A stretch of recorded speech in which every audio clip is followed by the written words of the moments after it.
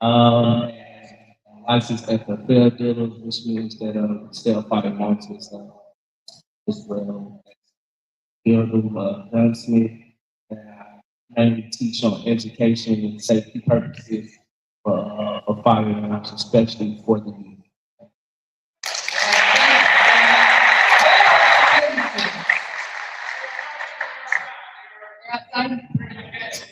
They're busy working. All right, up next we have Mr. Hager. Hello, Boeing, specifically Boeing Defense Systems here in the St. Louis area. My across the country, I have about 16 sites that I work with in production system training with Boeing. Boeing is a aerospace company. We actually put products in the ocean, stuff in space, Artemis rocket. A couple weeks ago, that's us. And then everything on land and in the skies in between. Specifically here in St. Louis, it's fighter jets. So every 15 F-18 in the world, right here, 10 minutes down the road. I know that surprises a lot of you, but historically, this is McDonnell aircraft, McDonnell Douglas, with Boeing. We have locations in 26 different states, and we do have a pathway to get you in again with very little experience. Know how to work with your hands at all, and pretty much take it from there. Wonderful. Well, again, so happy to have everyone here. And now I see them. It's the boys. All right, so you'll be hearing from our Vice President shortly once it gets all signed out.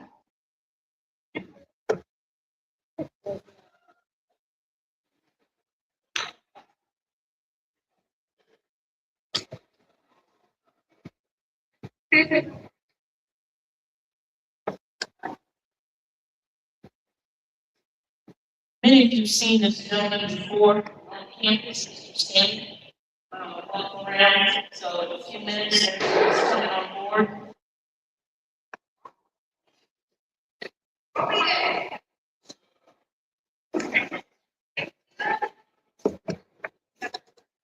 No, you see Kim, and then we're gonna unmute Kim.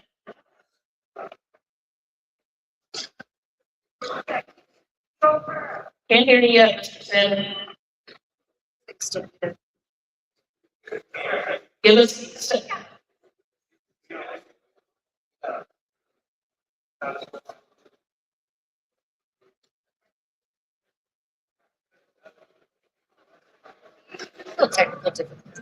Little technical difficulties here, we'll get this going. Well, but maybe you recognize this guy, right? I mean, it's seen him. They're trying to get. Hey, here is now, Mr. Salmon.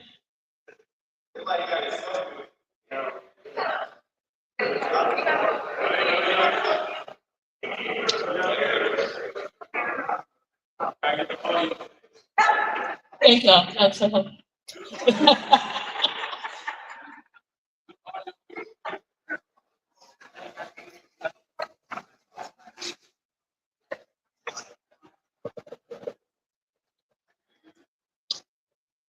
How about now, Mr. Salmon?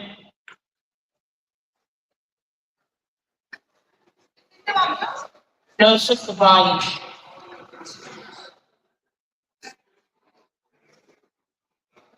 Wait.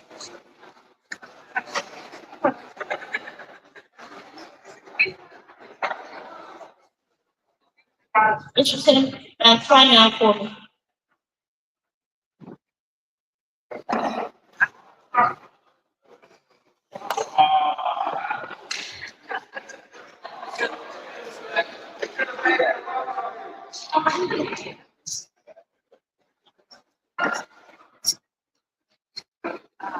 Hello.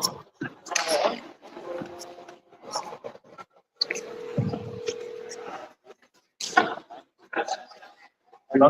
Hey, can you hear me? I can always see you guys, but it doesn't think you guys can hear me. All right, so we're gonna put your picture back up. I have you on phone so that students can hear you. Okay. You're live, so they can hear you. I would say good morning, Mr. Hannah. Culinary coming in, looking good, Mr. Hannah. All right, so, all right, let's get started. All right, you can't see them, but you can hear them. Ladies, if we can get started. Mr. Salmon, we're ready now. Good morning and welcome to our apprenticeship week. I'm gonna let you talk and get your picks back in. See you. Go ahead. Good morning, everyone. I apologize for the technical difficulties. We are very excited for the apprenticeship week at the St. Louis Center. One of the things that why we're so excited is that Distinction is not just an employer. We are an approved registered apprenticeship program in 3 areas. We have in the great state of Missouri, we are an approved registered apprenticeship. We are also approved in the state of Kentucky and in the state of Tennessee. What does that mean? That means that we can hire individuals for related training, to be a related training provider. We can hire individuals, and we also could be an apprenticeship sponsor.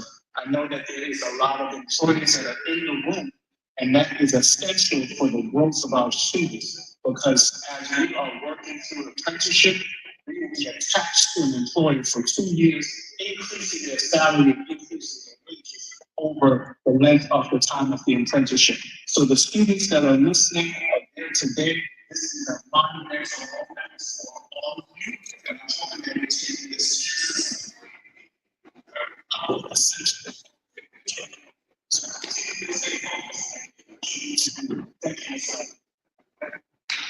Thank you, Mr. King. I'm going to turn it back over to Ms. Jeter. We'll give them a little bit more in-depth information about what that means, and I appreciate you calling in. Thank you.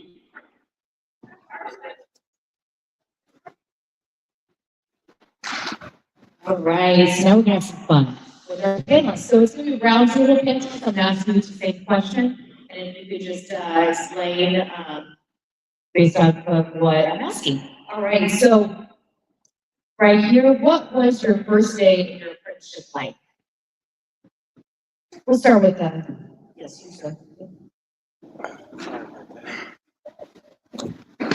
So what was my first day? In your apprenticeship. That's a good one. So with me, it's been different. I actually left America at 13 years old. I moved to another country where it wasn't my choice. My mother moved to Israel. We ended up moving to Israel with my parents. So I would like to say my apprenticeship life started when I came back to America, because that's when I was in the grid. That's when I had to network and partner with other organizations to become even an eligible apprentice, because first you gotta find out what you want to do, and you focus on that goal. So my apprentice life started here. I didn't know what I wanted to do. I volunteered for every non-for-profit that I could, specifically the trade, because I felt like if I couldn't get a job, at least I could have a trade that I could take anywhere in the world and survive. And from culinary arts, I owned a restaurant. From that, I ended up now I'm a broker in real estate. But it was challenging. I had to focus. I had to really hone in on what I wanted to do. And I had to cut off any distraction in my life. So for me, again, it was challenging, but now I am doing everything that I love to do from finding my apprenticeship at the beginning. So did I answer your question? Absolutely, absolutely. Thank you so much. Let's switch up a little bit. So for Chef Nicole, how is apprenticeship training in the kitchen compared to culinary school? Apprenticeship training in the kitchen is much better than culinary school. So just to bring it home, when you if you have ever had people in school do your hair, your mother do your hair, your grandmother do your hair, you seem like they did a better job before they went to school, it's the same way. In the culinary school, they're gonna teach you the science of baking, how the chemicals work together. But in the kitchen, it's hands-on, you see it, taste it, touch it, feel it, and smell it. Absolutely, that's wonderful. Thank you so much. All right. Thank you, Ross. What opportunities exist for advancement after completing an apprenticeship? So for us, as far as carpentry goes, the opportunities for advancement once you finish your apprenticeship is climbing the ladder. You could be a crew leader, which we call foreman. Then you can end up being a superintendent who actually runs the job site and manages all the other trades on that job site from start to finish. That can come with a pay increase, company truck, a lot of different things that will offset your income and put you in a different bracket. Also, if you want, you can move into the office and learn how to crunch the numbers as the estimator and just figure the job out before the job gets started and make corporate decisions instead of just on the job site decisions. So with that, I can piggyback on him. He's an entrepreneur. With the carpentry, you can learn how to build your own house, live in it. You can fix up properties, rent them out. All of that under our umbrella, you'll learn how to manage, run jobs, and be your own person, your own boss. Yeah.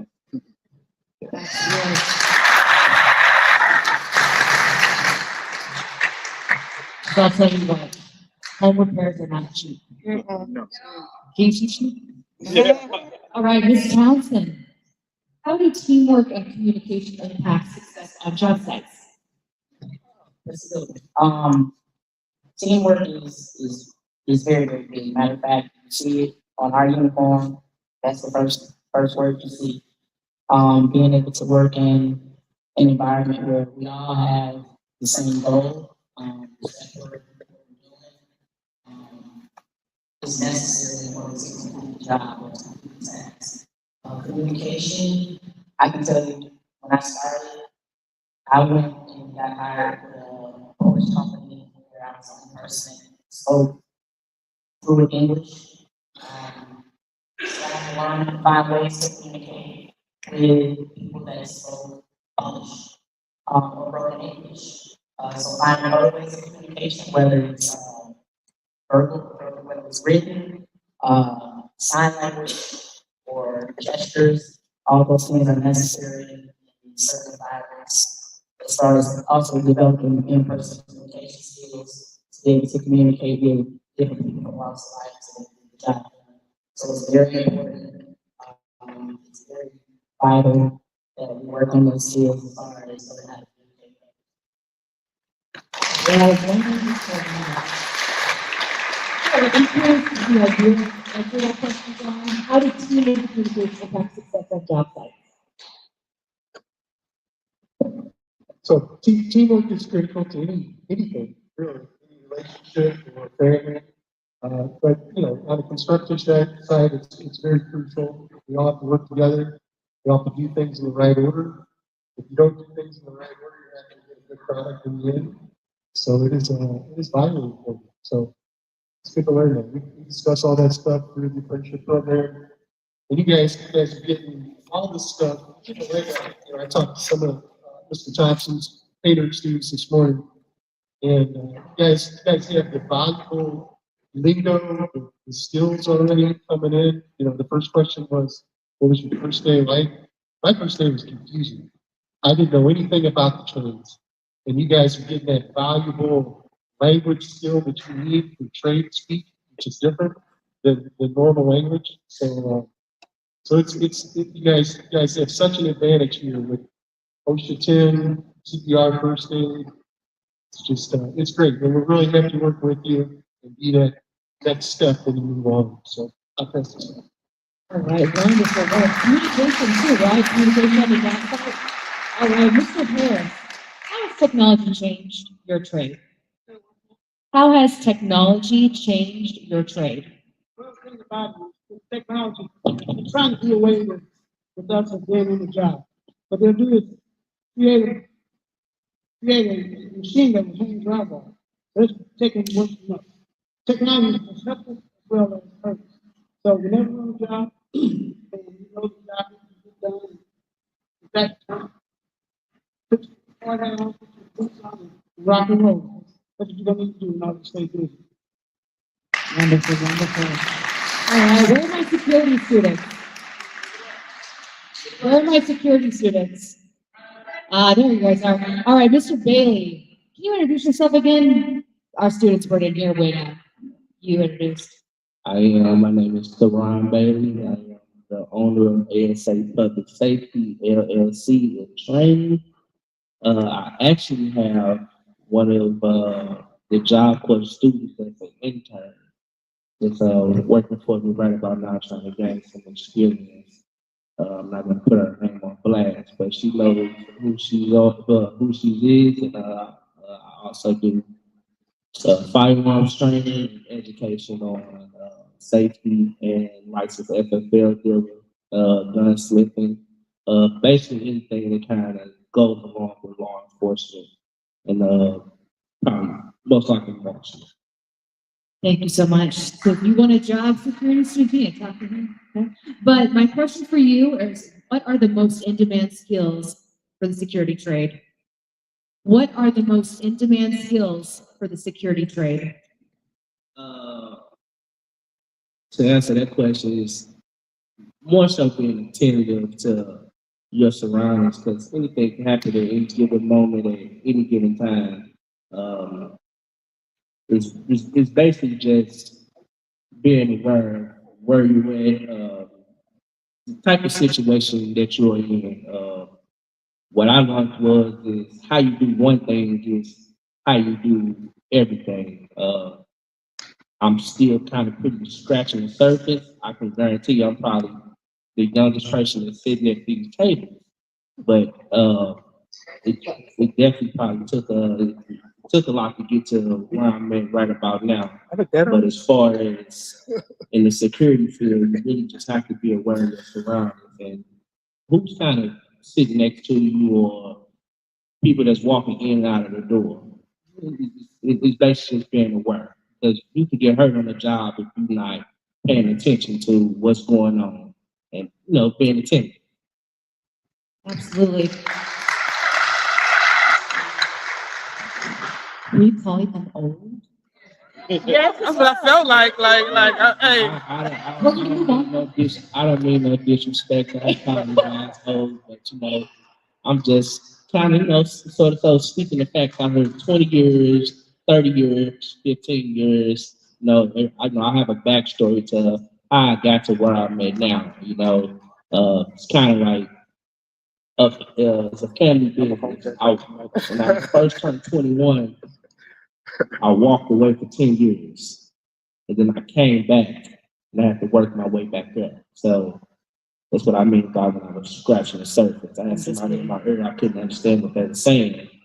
But now that I got a little bit older, I'm listening more and I'm feeling the vibe, what's going on in the business world. So that's what I kind of mean. I gotcha. Did you hear him? Listen more. Let's practice that. Hello? All right, Mr. Haggard. What are the biggest misconceptions about careers in trade? So I can definitely speak to misconception from the trade. So when I was most of your age up in the '80s and '90s, the only message out there was you have to get a degree to be successful and do all that. I was never one that was a huge fan of school. I was an athlete, so I went to school to play sports. I only cared about grades to keep them up so I could play sports. I went to college to play sports, but it just wasn't my thing at that time in my life.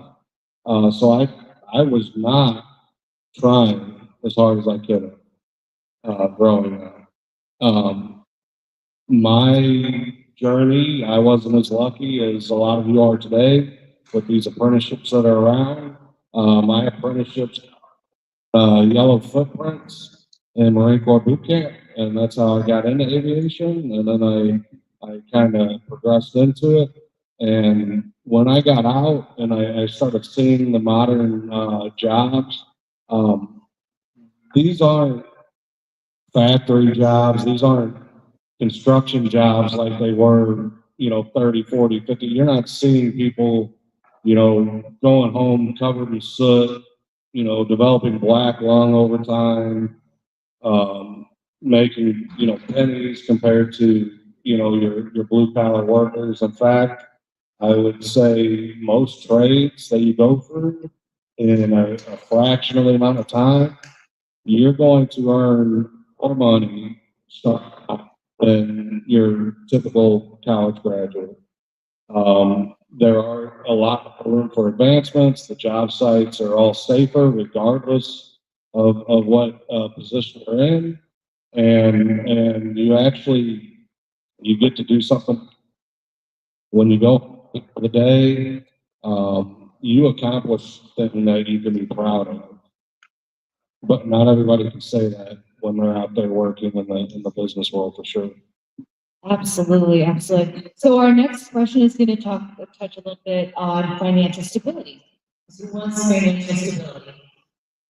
That's it? No, make money? Ah, all right, there we go. How, you want money too? All right, how do you do that? Hello, yes. You're going to get to your trade, right? You're going to sacrifice the time and get to your trade and be successful. Just look at these individuals up here, these professionals up here. Success. All right, Miss Townsend.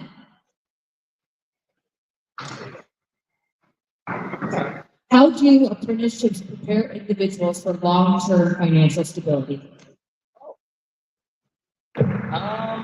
So with the bricklayers, I can talk about our we have and each local is different as far as what the benefits package is.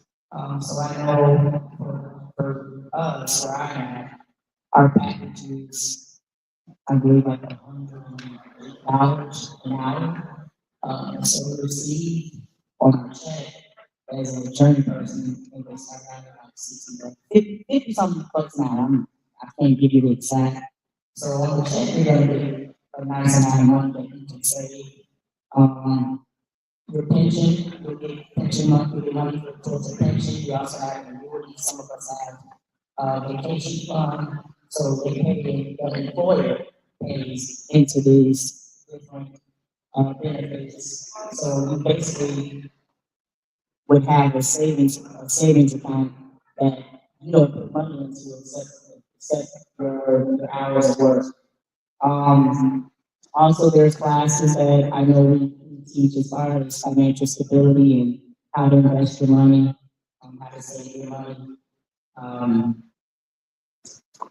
For me, I just, don't get me wrong, when I first started out, a lot of us have done it. We're making so much money, we don't know what to do with it. So sometimes we go and buy big expensive food trucks and Jaguars or whatever.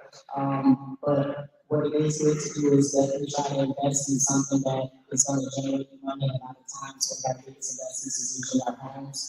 So investing in homes, investing in property. Our jobs allow us to do those things.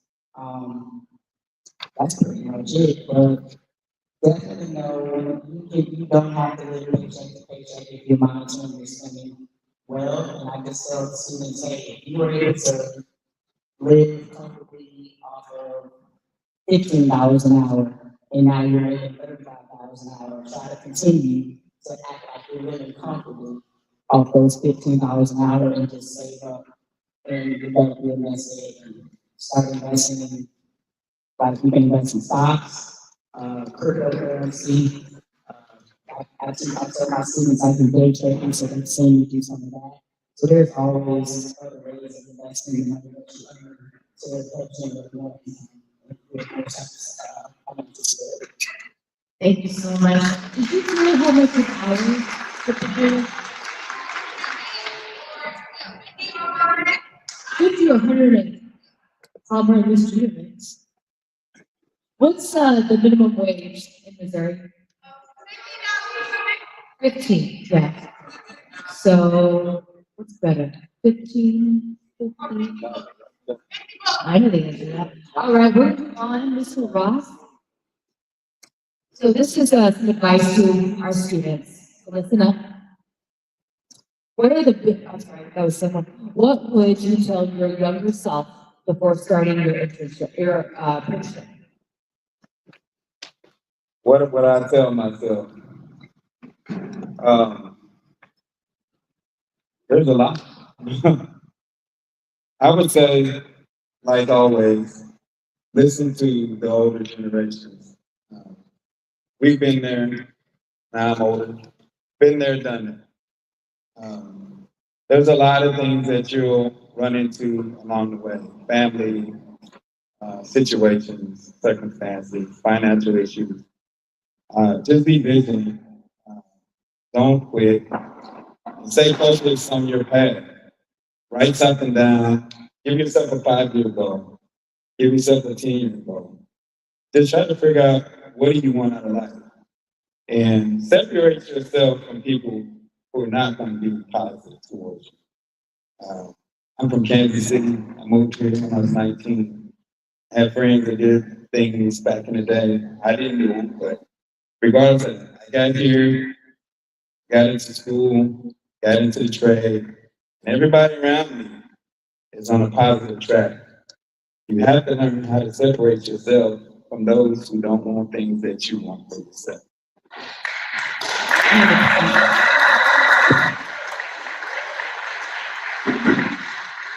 If those that are around you that you associate yourself with are not aiding to your success, should they be in your life? All right, thank you, just make sure. All right, Chef Nicole, what habits or attitudes help you succeed? Habits or attitudes? I'm gonna say goal setting, deciding what I wanted for my life, for my business. To Mr. Bailey's end, I'm gonna say that I am now 53, and I like you. I really like your personality.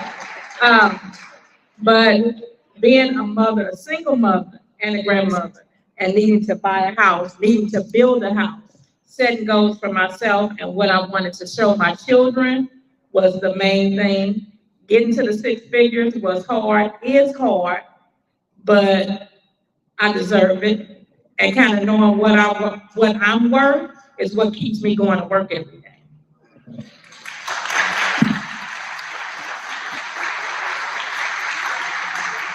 Keep that in mind when you're having a bad day, right? Because you're the only one that can control how you shift your attitude, right? Can I add to that? Absolutely. I like what she said, keep it in mind when you're having a bad day, because when you are creative, and I keep looking at you because you like just being a carpenter, but you're gonna run into situations where you are gonna be discriminated against for being a woman, for being Black, for being young.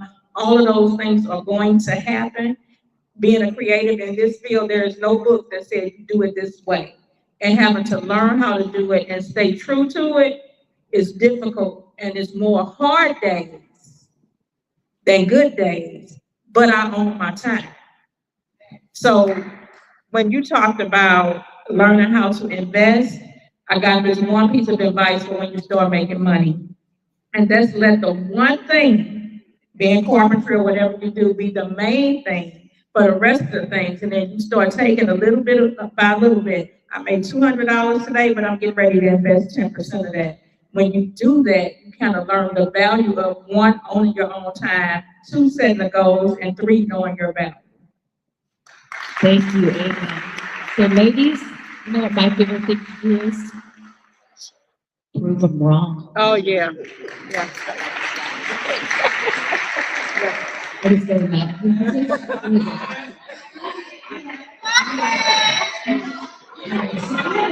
What fun question for you, sir? Best meal. On your listen.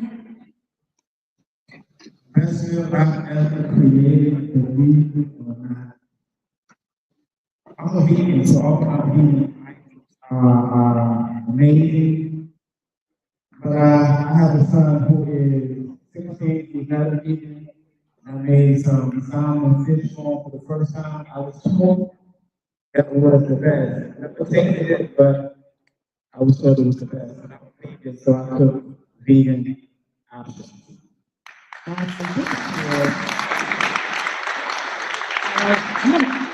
Mr. Boone, why don't you come back here? I'd like to introduce Mr. Boone to you all. Once. Good morning, everyone. And give you guys a round of applause for just even showing up today. I'm Terminal Boone. I'm in Cisco Foods. I'm in contract sales for Cisco Foods. I'm an entrepreneur in St. Louis. I've been in St. Louis area all my life. I grew up in the Walnut Park area. Now I live in the Illinois area. But I'm always a big fan favorite of my home, you know, where I grew up at and the people that I lived around. So, So Mr. Boone, give him a round of applause. How can someone stand out when applying for an apprenticeship program? it's about attitude at that point. I think it's about how you speak, how you present yourself. You know, again, from you know, I say a multicultural background, predominantly African American on that side of it. Like we're loud, you know, we have a large presence. We show up in the room great and beautiful. But I think those attributes, you take them and you use them. You use them in the corporate setting. So I give you, for instance, in the attitude of my company. So Cisco is a large Fortune 500 company in the St. Louis area in my corporate office. Minority-wise, 93 out of 400 employees. But, you know, you take, for instance, showing up in an environment like that for you guys, you take it for instance, when I showed up with this big attitude, you know, this dark color and this restaurant industry that we service is predominantly a large market with these corporate clients. But you fast forward now from that standpoint with this large attitude, show up with this, you know, confidence to myself that, hey, I can be here with anybody else. It put me #1 in the country in sales and #1 in my region in sales. We talking about that's a big deal in the ratings of millions of employees from all over the U.S. and service the U.S. So any restaurants, you know, hotels you have stayed at, you name it, we service and typically predominantly service the food for those locations.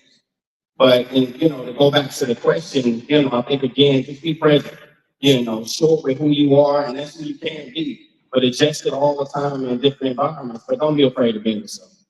Thank you, sir. I'm gonna put someone on the spot real quick. Hey, Ms. Pruitt. Who knows Ms. Pruitt? Who knows Ms. Pruitt? You guys better. She's our most amazing, best pharmacist. Hello. So, Ms. Pruitt, what challenges have you faced in a traditionally male-dominated field? I really don't think it's a challenge. If it's for technicians, leads, and also just as the females, it's about being attentive and attention, know what you're doing, and ask questions when you need assistance. Any questions about? All right, I'm gonna ask the same question to Ms. Thompson. All right. What challenges have you faced in a traditionally male-dominated field? Always having to prove yourself. You gotta work 10 times harder than the men. Literally, prime example, I worked for a company for 10 years, went up through the ranks, didn't become a foreman, wound up going to become a safety supervisor. I would go to certain job sites where I'm walking and correcting employees that work for the company about safety, not smoking on the job, and everything. Like, who is she? Who is she? Are you an apprentice? And I'm 8, 9 years in. Why are you still asking me am I an apprentice? I need to just do as I ask. So it's always a matter of having to prove yourself. Study when everybody else is asleep. I'm awake. When everybody else is sitting down, I'm up. I'm training. I'm practicing. I'm watching. I'm being observant. So you, as a woman in our industry, you kind of always gotta stay a step ahead, but also you do have male allies in our industry because if it wasn't for them, I would not be. I can tell you I'm a first in a lot of things for our industry. For our organization, it's Bricklayers and Allied Craft Workers that's been an organization for over 150 years. In order for me to have broken those glass ceilings, I had to have some male allies that would talk in the rooms talking about me and watching me. So what I always tell everybody is you never know who's watching you. You never know who's listening to you. And always make sure you set the best example that you can. And the rest of it, it'll work itself out. All right, thank you so much. I'll come back over here. Where do you see your industry heading in the next 5 to 10 years? Well, first of all, I don't think we're going anywhere. There's not a lot of machine places I don't see any time in the future. We're going to speak more about there's huge investment in the St. Louis area. It's a great time to be in the pipeline for these jobs.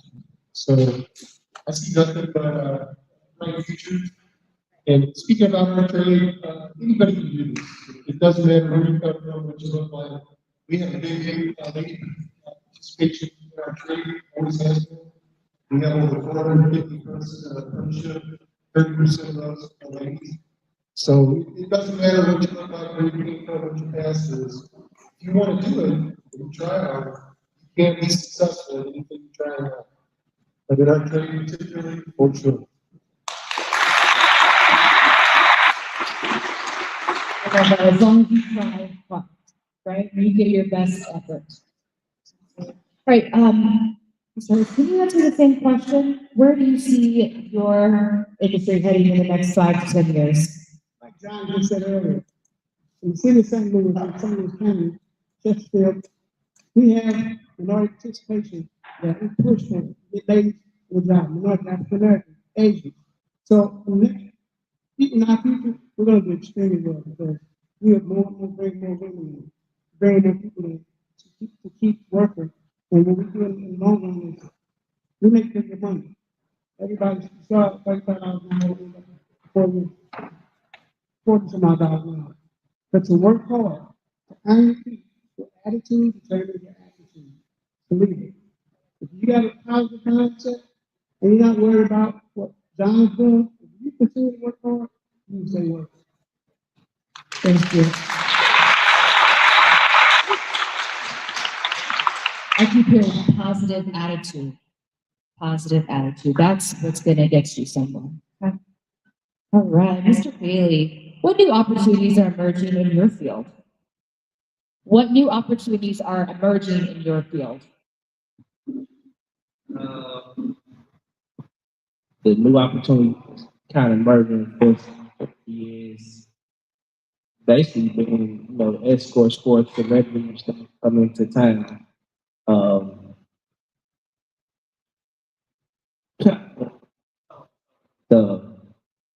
Kind of going toe to toe with figuring out where you want to be. Like they said, attitude is a big part. I used to be a very confrontational person. First impression is everything. So how you come off is how someone is going to perceive you. So then, especially when you want to way up to elevation, some people you just can't take along the way. Just like my brother said over here, some people are not meant to ride the long ride with you. Some friends fall off, even family. But as far as security side, there's always a need for protection. There's always a need for something to be watched. And like I said before, it's starting to be a more hit on when celebrities come in town.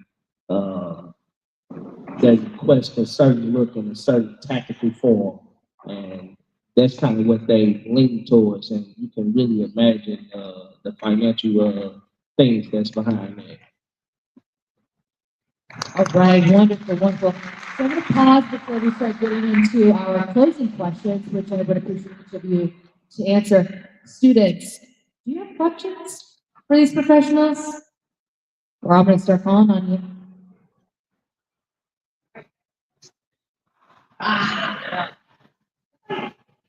John? Keep your hands up. Gotcha. You guys share your name and your name. My name is Maya. Over there, sir. I have a question for y'all. I have a question for you. These are, well, I walk into your careers, you don't love your careers, and all that, you don't have to have time to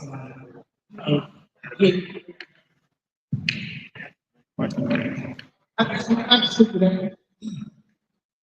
When I got into the ministry,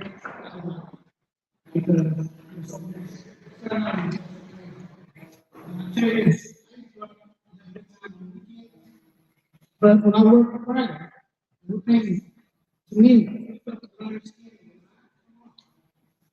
so I would go to the bar.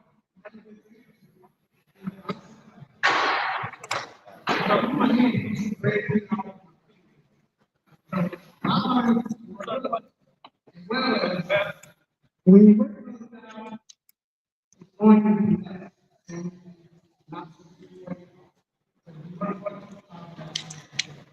you're gonna.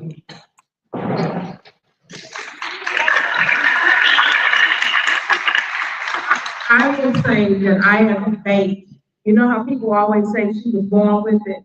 I have baked since I was 3 years old, alone, my parents tell me.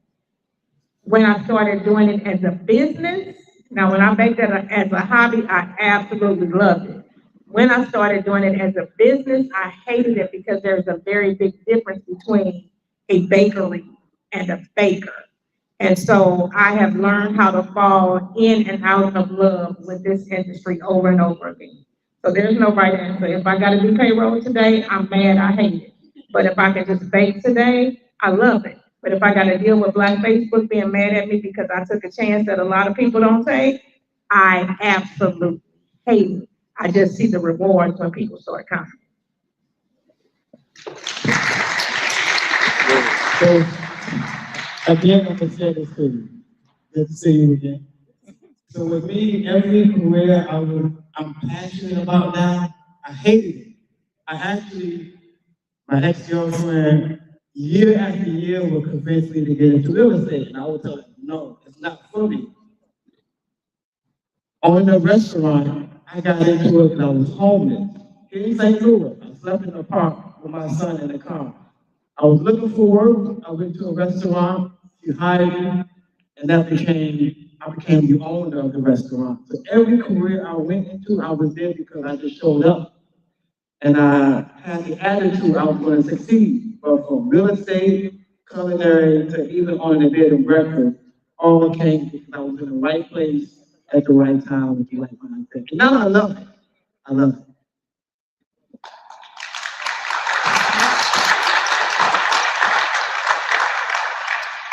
I would say for me, it was different. Again, piggybacking on some people, I didn't know what I was doing. But what I will say is I had mentors, and they're the ones that carried me through, made me stronger and better because they believed in me more than I believed in myself. And if I can add this also is, you have to let go of your fear. I had a bunch of fear in me on where I felt like I should be or want to go.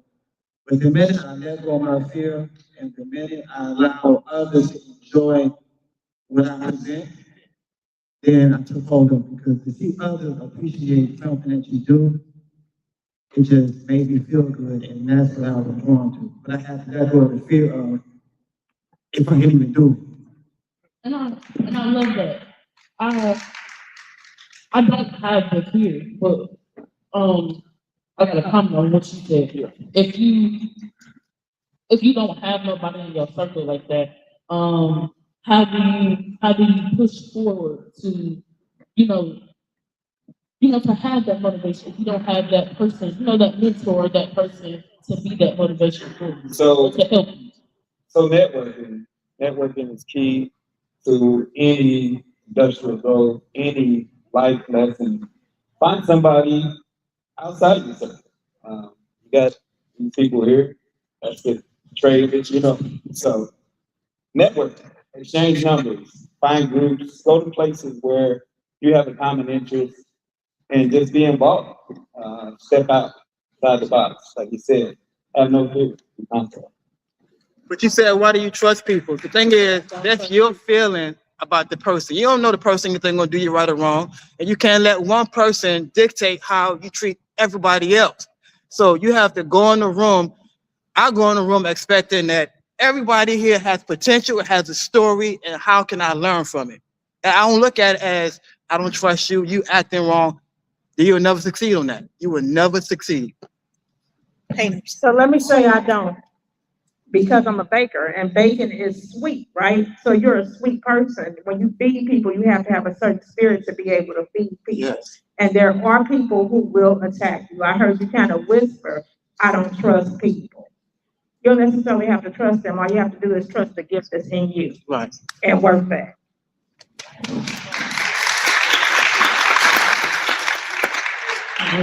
Thank you. So we got some questions from our painting students.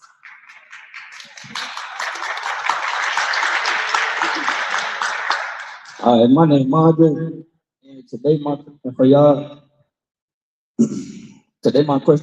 Is, what's your biggest challenge in staying focused along your dream and trying to have a career and not losing motivation?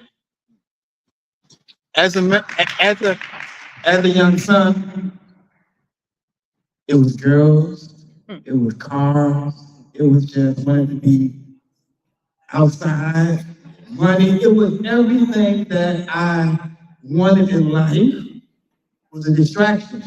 The key is you have to have discipline.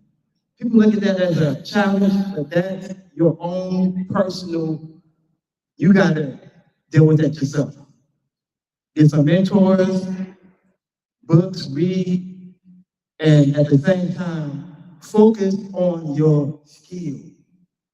Like, focus on it. The same way you focus on getting that girl, or getting that car, or getting that money, put that energy in your skill, and you'll get everything that you want. Appreciate it.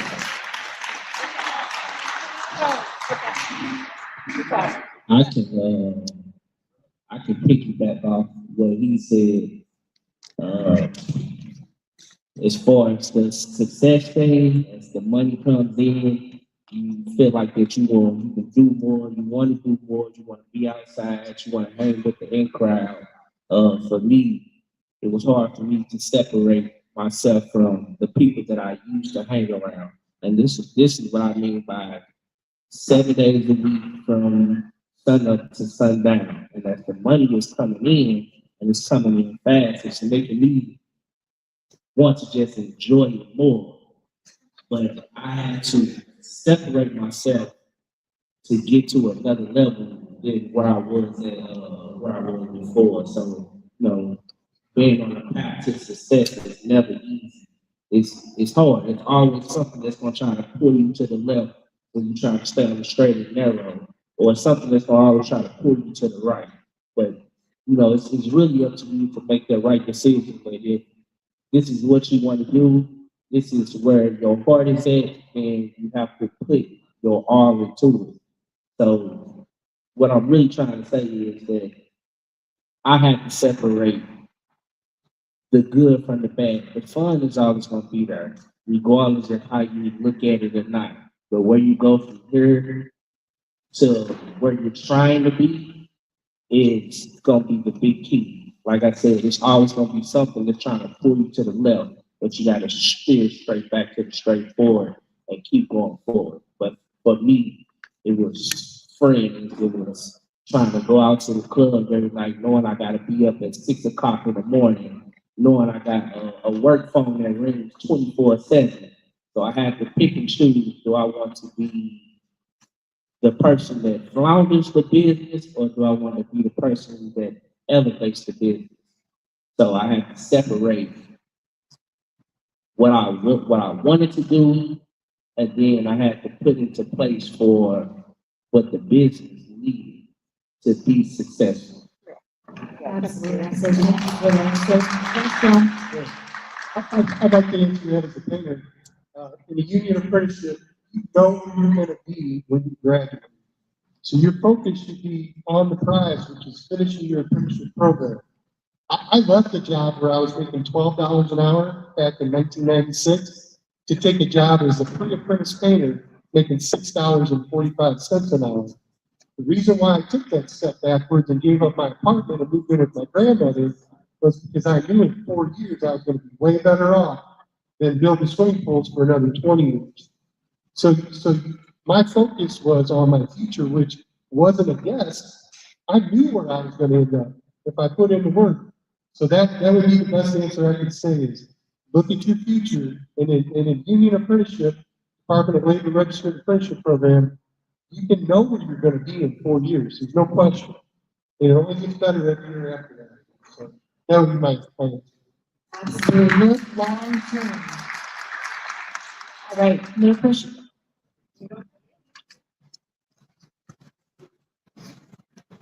All right, hello, my name is Aaliyah Travis, and this question is just more for the panel. So, what piece of advice would you give people, like genuine people, how you brought up, painters, messy, you brought gloves, like something that will help prepare us for actually going out into the field? Well, we're going to show you how to do our trade and how to protect yourself first and foremost. The most important thing about what we do is safety. It doesn't matter how good you are, how fast you are, you get sick or die. And in all these trades that we have, there's an inherent risk to all of them. You know, you can cut yourself in culinary, get sick with paint fumes or whatever you're doing. So we're going to show you how to safely work with the products. We're going to show you how to protect yourself with PPE. And there's a way you can do this trade and do it safely without getting stuff on you or getting messy. You know, there's some things where there's going to be some days where you're going to get some dust and stuff like that. But, you know, it's nothing that's going to affect your health or your career if you follow the correct PPE procedures. Did that answer your question? More so like, yeah, this place is preparing us for the workplace, but another workplace is way different from this place, you know? Yeah, okay. Honestly, again, just to reiterate what everybody's saying, the best piece of advice for preparing yourself is having a positive attitude. And eager to learn, good work ethic. There's nothing more that you can do but that. You go into a job, try to learn, ask questions. Again, find your mentor. If you don't have one locally around you all, your instructors are your mentor. Reach out to them. I'm pretty sure they'll answer a phone call. But just being prepared is just being ready to work, eager to learn, showing up on time, doing the job, going home, coming back with that same positive attitude. No matter what kind of day you have, just try to think positive. Just try to be focused on your career path and what you want. And I just like to say, definitely have an open mind. You have to be open-minded because what you may think the job entails of what we show you here, when you get out in the field, it is going to look totally different, and you're going to be standing there like a deer in headlights, confused. But if you're working with a good team, you're working with a good journey person that's going to show you how they do things on the job, you'll be fine. But you definitely want to make sure you have an open mind so that you don't block some of the things that you can learn.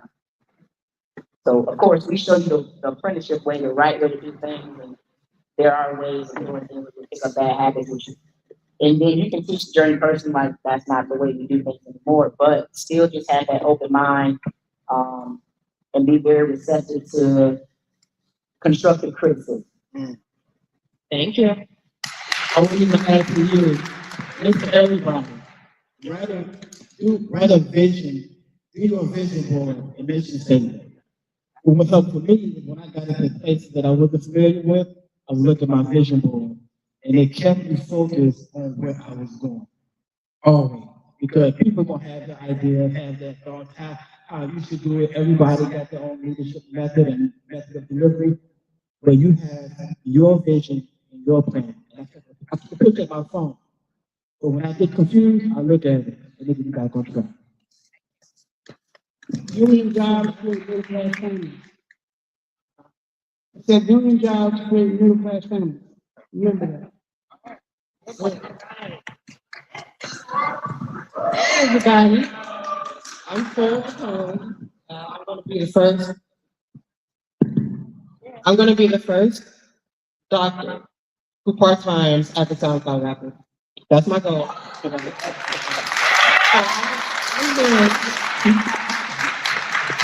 I'm here to ask a more specific question. My bad, I'm not doing mics. I have a more specific question.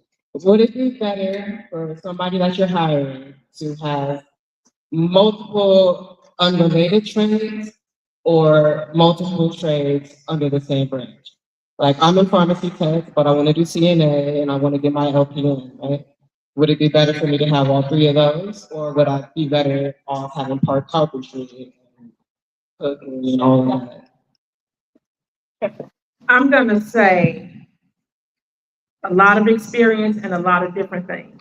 So know a little bit about a lot of different things, because when you get on a job, it sounds like I just said, you might end up doing 2 or 3 different things. So learn everything that you can and be willing to work in every area that you can.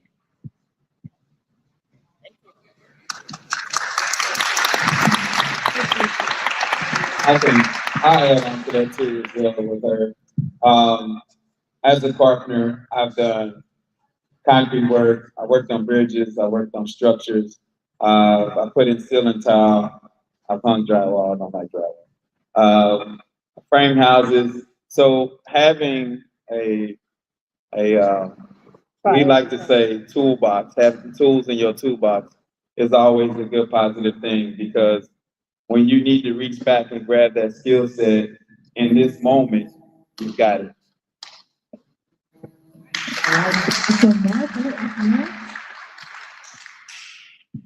My name is William Miller, and this is more a question for like painting, culinary, and architecture.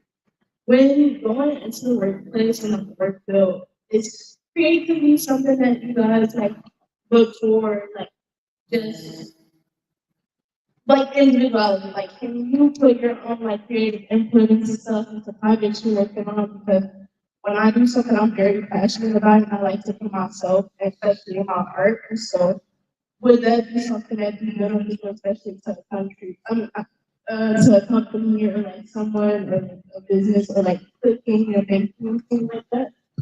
I would say absolutely. You have to be a creative to do anything that you do. Paint, makeup, buildings, drywall. You have to exercise creativity in everything that you do. Have you seen Ace of Cakes? He was a carpenter.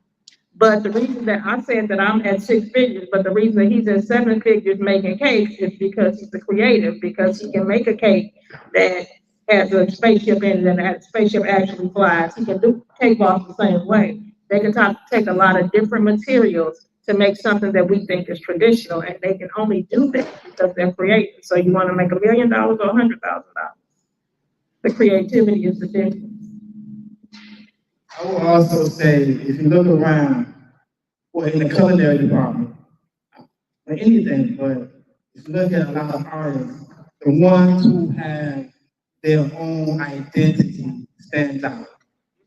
Everybody else gets lost in the sauce. So as a culinary individual or any other skill or trade, I encourage you to put you in your work, because you can't do what I do. I can't do what you do. Nor can I see what you can see your background. So do not be afraid to mess up during the apprenticeship. That's how you learn.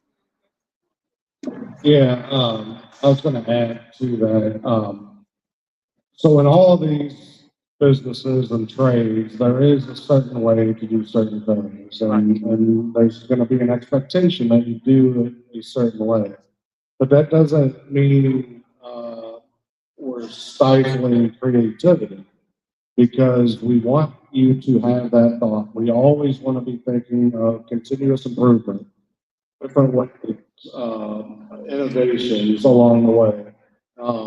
And actually there, in our company, it's encouraged. So there are different avenues. If you're out there doing the job and you think there's another way you could do it, or this could help, there are channels directly to engineering groups that will work with you to try to develop your ideas into something. And if we didn't have creativity, we wouldn't have just put a rocket right up into space and the furthest astronauts have been. And you don't have that unless you have creativity. But you're not going to go in day one and thinking you're going to do it better than what I was saying. Yes, good. Get your feet wet, see what's going on, and if you have a good idea, bring it up. Anybody in a leadership role would be happy to hear any kind of idea that could improve on what you're doing. I'll finish that question out for a little bit of extra spice on it. As carpentry goes, we start off in an open field where there's nothing. You gotta build it. You gotta have imagination. All right, thank you so much. All right, so we'll be wrapping it up for the last few questions because we're preparing lunch for you all, so that'll be ready here shortly. So next question. My name is Ian Griffin. I have more of a personal question. By the way, I like table tennis and the name tags. Whoever made it did a wonderful job. It was more of a personal question. If you guys have lost everything like today and have to start from zero, what skills that you've learned over the course of your career would help you start your life over? Right. Every last one of them. All of them. That's a good The answer. thing about having a trade, we're able to go anywhere in the world and work. Like, you can be your own boss, and you don't, it doesn't matter. If the economy crashed today, I'll barter my services. I'll find a way to make sure that I'm able to eat. If she cooks and she needs me to come and fix something at her house, I'm gonna use my skills and I'm gonna barter my services. She'll cook for me and I'll come and repair whatever she needs. Every day. So that's one thing we have to understand, how things used to work before money was valuable as it is now. We bartered our services, we bartered our skills, we traded off. So everything that you learn, everything you own, you master, all of those things will allow you to still survive. For me, I'm just gonna say this, living experience. When I first came to St. Louis, I came with a history living in Israel, family and everything. When I got here, I had nobody. I lost everything. I literally was homeless in my car. And this is attitude is important. And this is when you know where you gotta go. Is because You can take everything from me today, and I can do it again tomorrow because it's in me. I lost a restaurant, pandemic came. I lost a car. I was homeless, but now I own a bed and breakfast. And if I lose that, I'm gonna get another one. But it's all up into you, what you tell yourself and where you want to go. Nobody should stop you if you lose anything.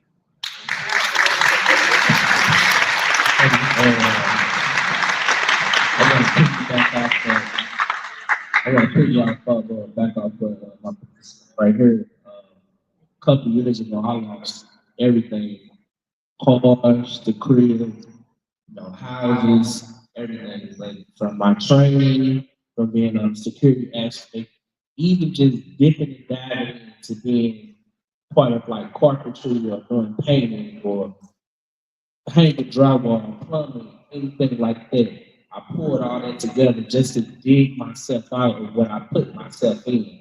So it's always good to have more than one hustle, more than a trade, more than just one thing under your belt. So when I say I lost it all, I was down to the nitty-gritty. I didn't have nothing. So you can really imagine, and I got to support 2 kids. So once I lost it all, I used what I learned from the security training, from doing the CPR training, from doing just side jobs, from carpentry and painting and stuff like that, and I built it back up. But it's a learning experience and it's a learning curve to the word that I won't go back to that point again.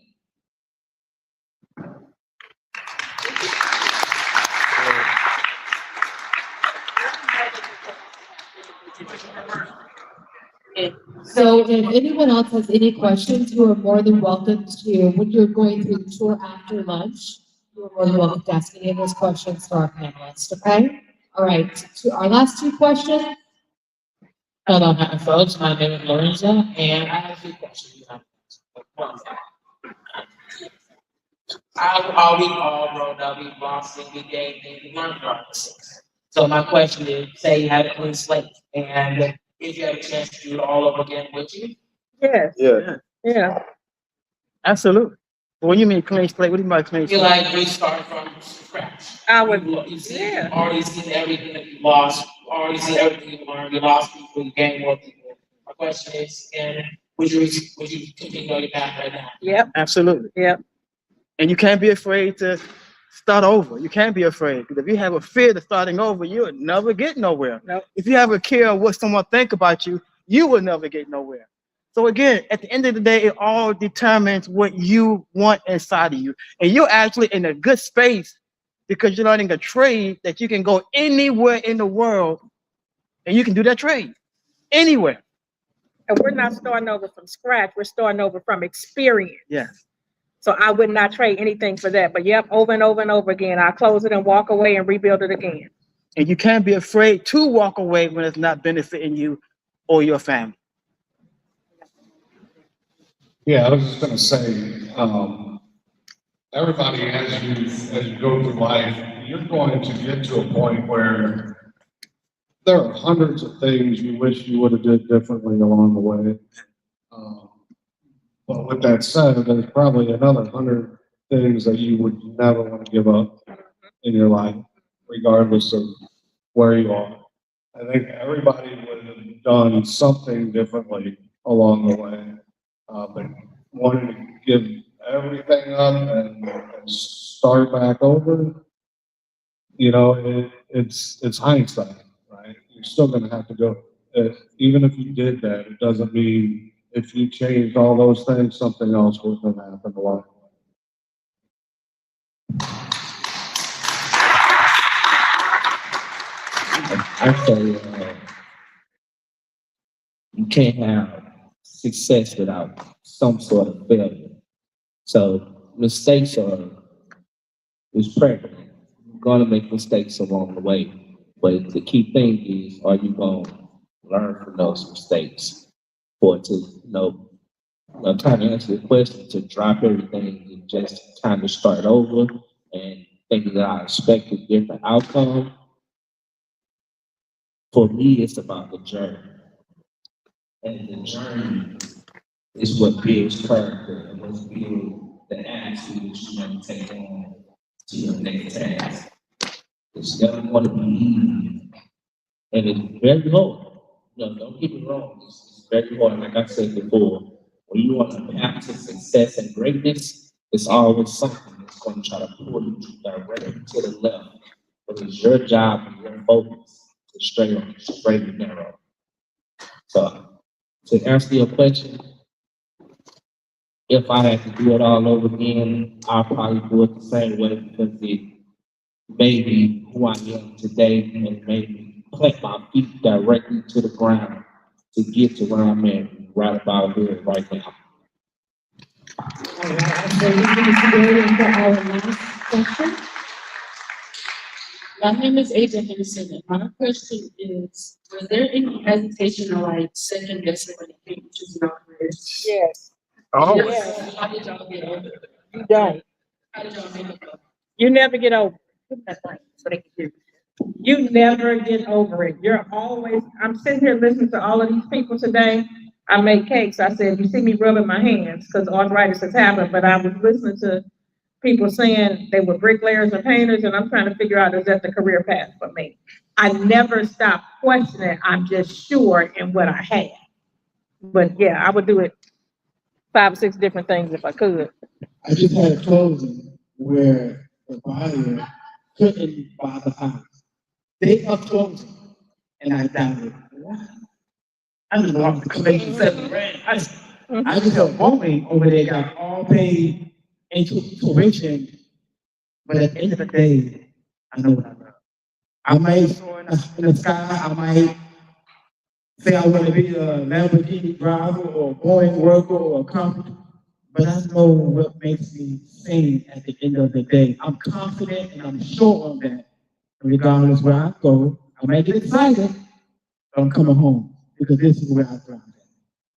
So for you, get that vision, get that mission, get that who you are, and then trust that.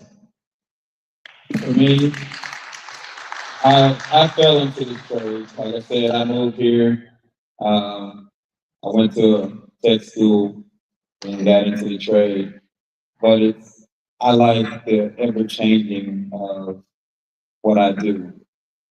Every 5 minutes, every 10 minutes, every hour, every day, I come back to a different place that wasn't the same when I left it. The weather's different. Everybody's attitude is different. So it's always evolving, it's always changing. And it's just been a great thing for me not to have to go to the same office, same box, and do the same thing every day. I'm always building and adding on to what I started the day before.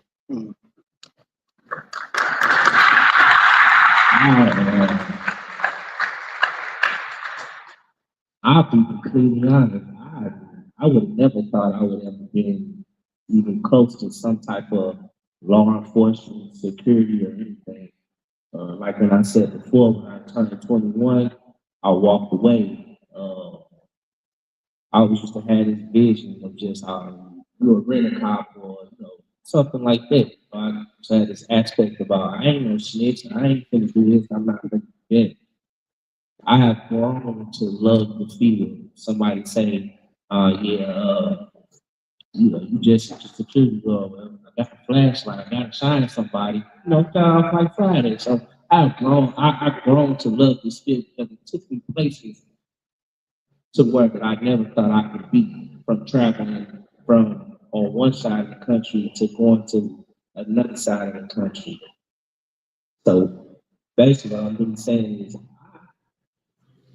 I think this field kind of chose me, and I just follow in the footsteps of the legacy that was built for me to take over.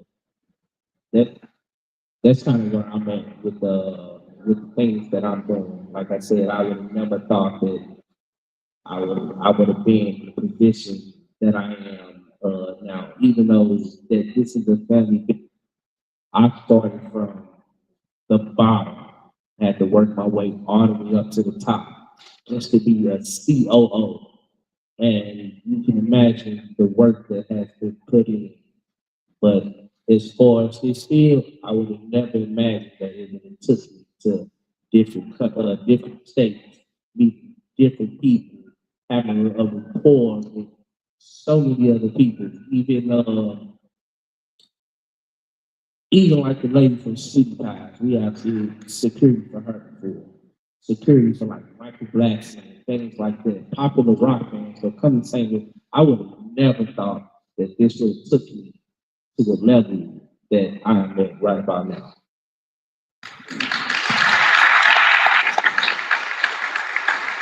So the question was second guessing your career. I would say for me, that's human nature to do that. But for me, learning how to set goals. So my first goal was to be successful in the apprenticeship program. And then the next goal was to learn how to hang wallpaper or do decorative painting or get my associate's degree or move into training. So I think the way to not doing yourself and second guessing your career is, first of all, know where you want to end up. Set a target, set a goal, and then work toward that, and then continue working towards progressive goals after that. And you will continue to succeed in life and move up and the things that come with it, money and benefits, all go together. All right, thank you so much. Thank you for your questions. I really appreciate that. Please think of more questions after lunch. But before we end, we have one more guest. She is Bonnie from HBI. Bonnie, can you hear us? I can. Hello, everyone.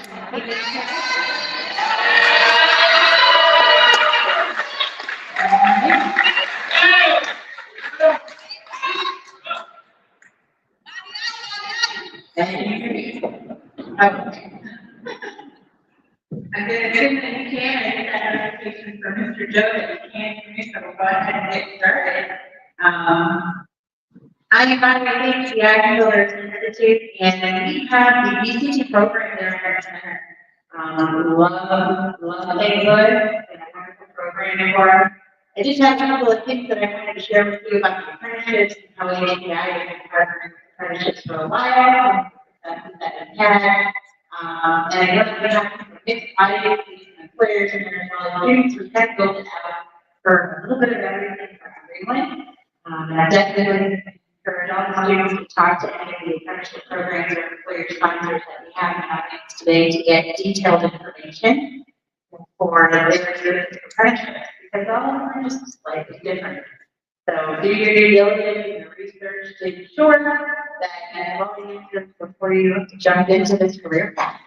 So I'm going to go ahead and share my screen. I've got a presentation here, it's real short.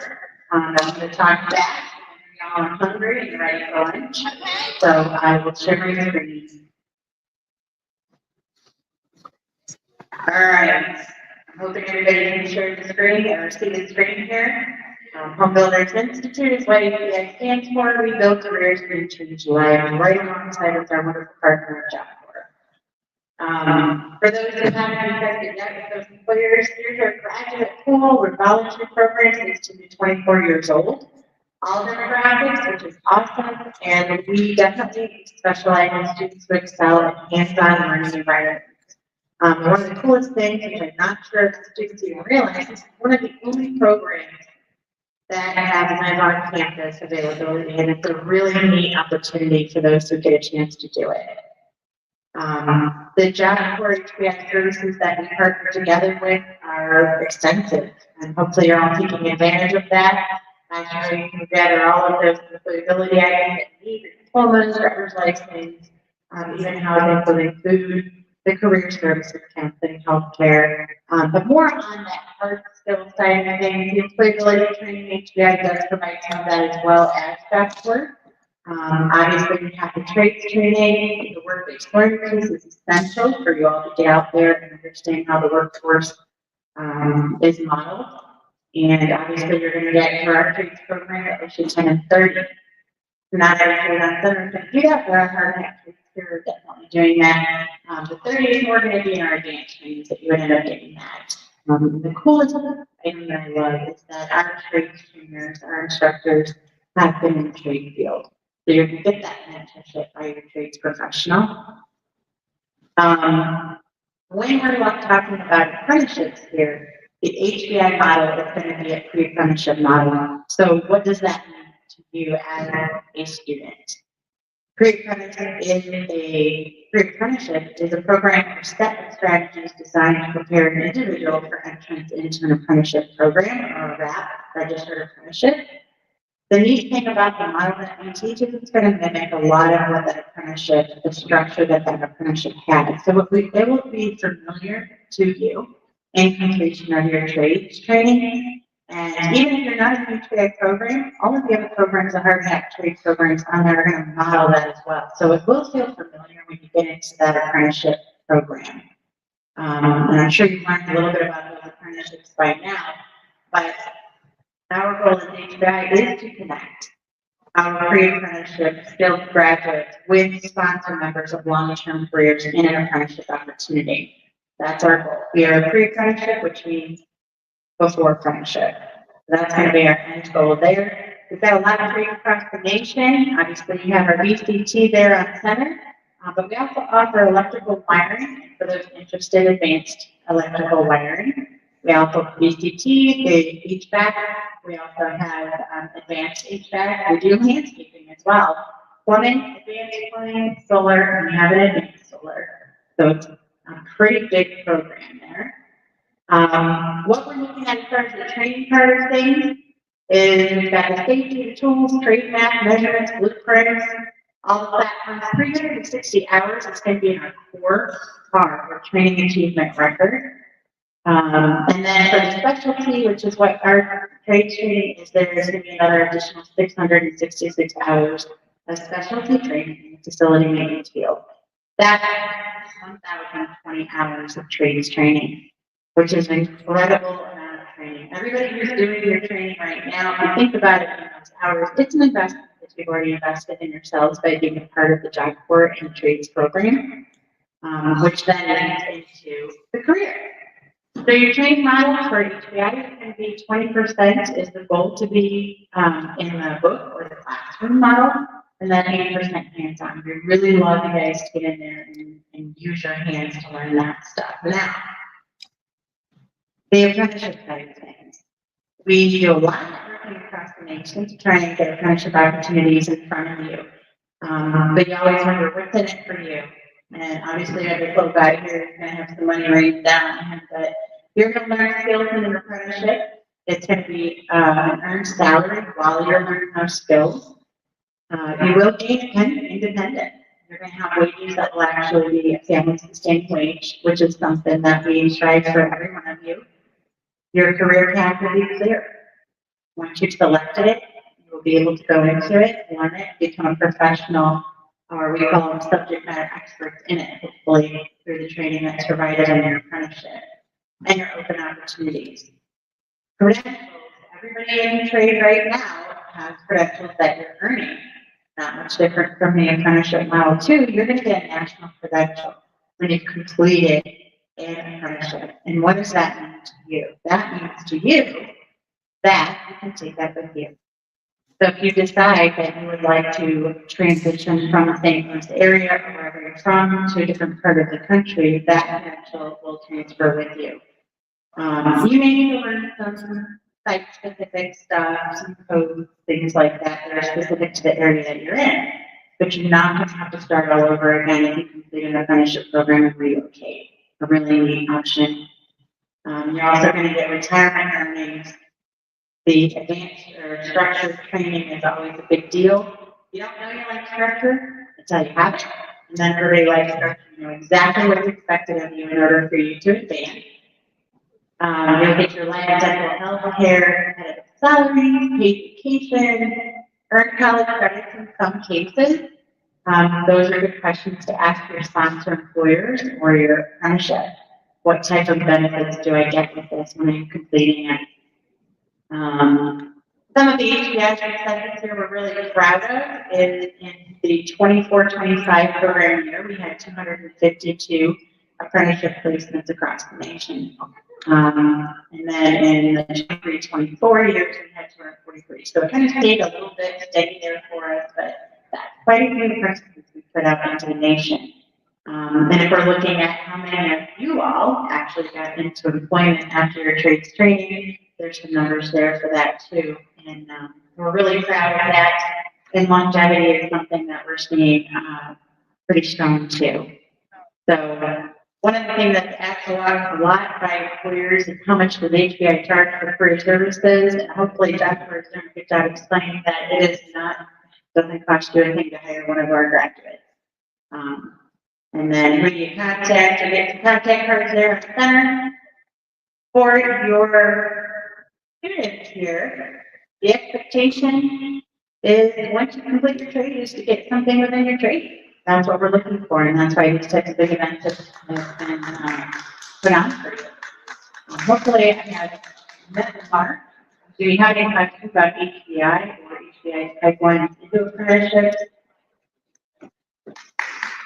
Thank you so much, Bonnie. Thank you very much.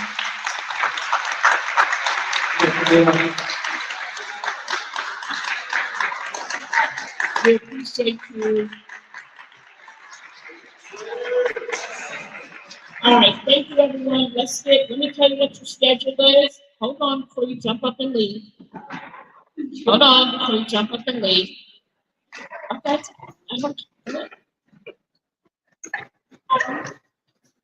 What your schedule? Hold on. So what we're gonna do, not that it is over. Lunch is waiting on you in the cafeteria. After lunch, you will come back. You will have everyone that presented to you here will be here for any additional questions that you have. They'll be set up at your tables. Some of you have set up.